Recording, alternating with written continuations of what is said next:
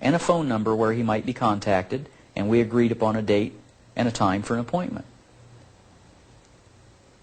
The address he gave me was a vacant house, and the phone number provided was a disconnected number.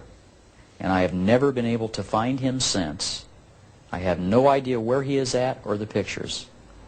But I know that this event occurred, and I've been an investigator for 10 of the last 18 years that I've been a policeman, and I know that my powers of perception and reason are working very well, and that I didn't imagine what happened to me.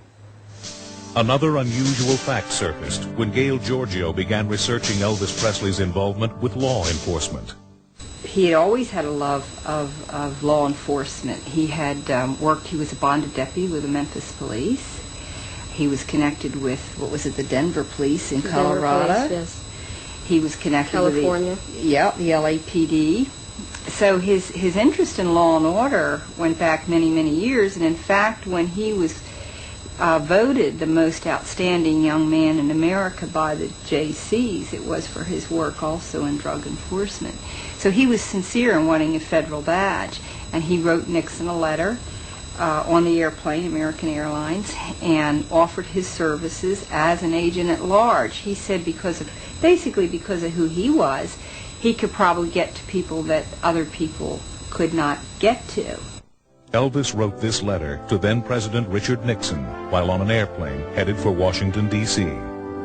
Dear Mr. President, first, I would like to introduce myself. I am Elvis Presley and admire you and have great respect for your office.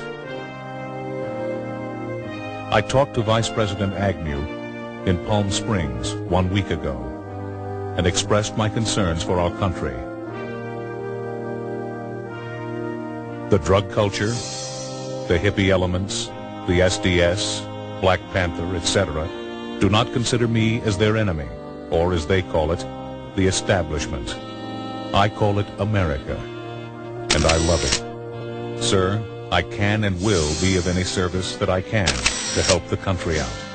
I have no concerns or motives other than helping the country out. So I wish not to be given a title or an appointed position. I can and will do more good if I remain a federal agent at large. I will help, but by doing it my way, through my communications with people of all ages. First and foremost, I am an entertainer, but all I need is the federal credentials.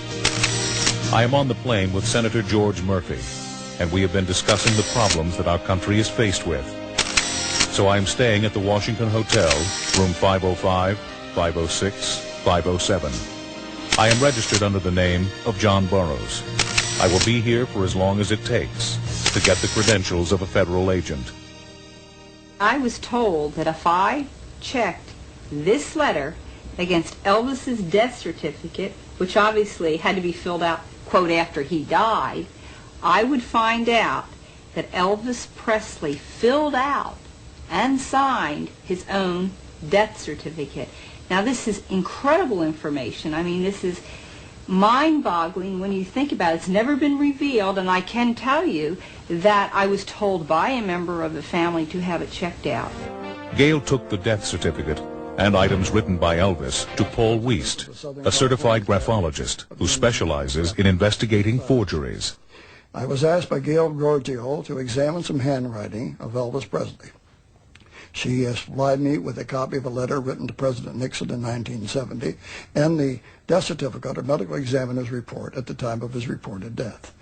I examined these two documents and compared them by measuring the slant of the handwriting, the spacing between the letters, spacing between the words, the size of the letters, and the individual letter formations. I also made transparent photocopies where I could lay one photocopy, a transparent copy on top of another one for close comparison. I examined these under transmitted light with a light table. The result of my examination was that I found that the slant matched on both documents, that the size of the letters was the same, the spacing between the letters was the same, and many of the individual letter forms were the same. My conclusions after this exhaustive examination was, in my professional opinion as a document examiner, that the same person who wrote the letter to President Nixon also wrote the Elvis Presley death certificate or medical examiner's report of Elvis Presley's death. But the question still remains, why would Elvis Presley fake his own death? Was it simply so he could retire from the limelight?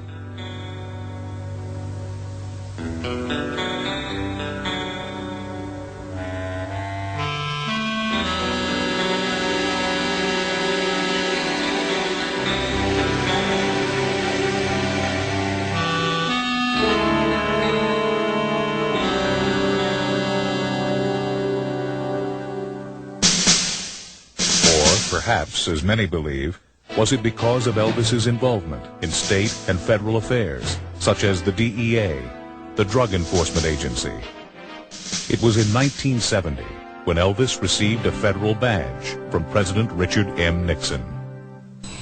We know that it's not a token badge because, well, there was an article by Jack Anderson in the Washington Post that told about Elvis being sworn in as a federal agent. I think Elvis purposely low-keyed his role as a government agent for the effectiveness in acting in an undercover role. Maria Columbus was also researching Elvis's life. I had toured Graceland, and I had noticed in the trophy room a certificate of appreciation from the government to Elvis.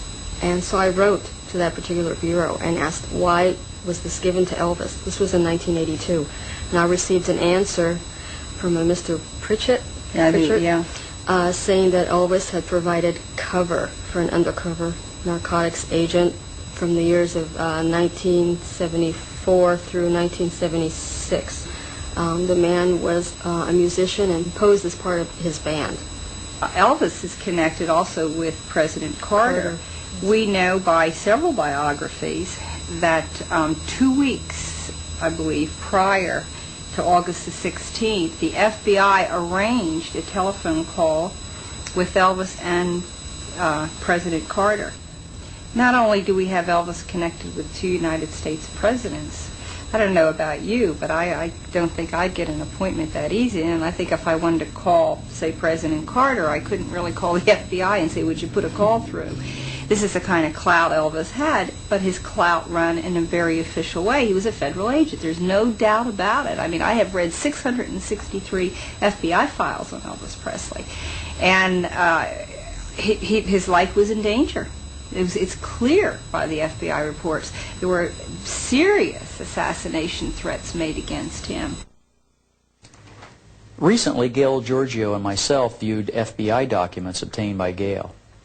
In these documents, Elvis was the subject of numerous death threats.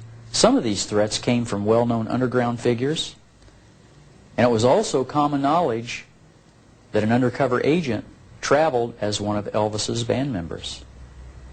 It's because of this affiliation that Elvis had with government agencies, because of these death threats, and the fact that this agent traveled as one of his band members, that lead us to believe that the strong possibility exists he may very well be a part of the witness protection program. But being a member of the law enforcement community myself, this prevents me from ever undermining any efforts of another law enforcement agency. And it also prevents me from telling you the answer to this question, which I know is the truth.